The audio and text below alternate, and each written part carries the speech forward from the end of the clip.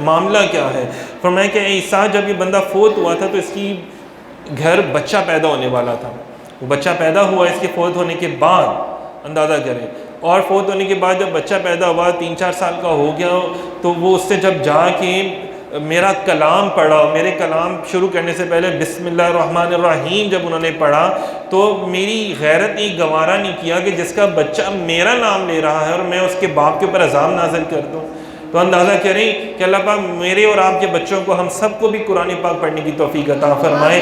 رمضان مبارک کے مہینے میں قرآن، دیکھیے اگر ایک بچہ پڑھ رہا ہے، اپنے والدین کو ثواب نہیں پہنچا رہا، پھر بھی مل رہا ہے ثواب۔ والدین کو آپ ثواب نہیں بھی پہنچائیں گے تو آپ کا ہر نیک عمل کا ثواب آٹومیٹکلی ان کو مل جائے گا۔ تو روزے کا رمضان مبارک کا حسن کیا ہے؟ قرآن پاک کی تلاوت کرنا، قرآن پاک کو سمجھ کے پڑھنا، اس کے اوپر عمل کرنا، ہر برائی سے رک جانا، یہ کیا ہے؟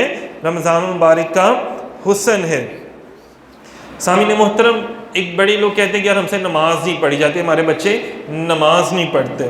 تو ایک بزرگ ہے، ان کے پاس ایک خاتون چلی گئی، انہوں نے عرض کیا حضور میرے بچے نماز نہیں پڑھتے، میں کیا کروں؟ میں بڑی پریشان ہوں، بڑی پڑھائیاں کر لی ہیں میں نے۔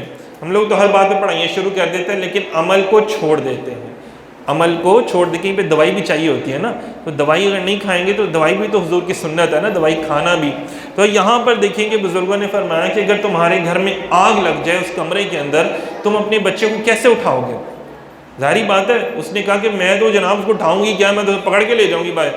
تو فرمایا اسی طرح جب نماز کا ٹائم ہو تو اپنے بچوں کو اسی طرح اٹھاؤ، کیونکہ یہ نہ ہو کہ جہنم کی آگ تمہارے بچوں کو جلا دے، جہنم کی آگ جو ہے وہ تمہارے بچوں کو جلا دے۔ تو دعا کرتے ہیں اللہ رب العزت میرے اور آپ کے، ہم سب کے بچوں کو قرآن پاک پڑھنے کی، سمجھنے کی توفیق عطا فرمائے، اور رمضان مبارک کا اچھے سے ادب احترام کرنے کی توفیق عطا فرمائے۔ بہت شکریہ، جزاک اللہ۔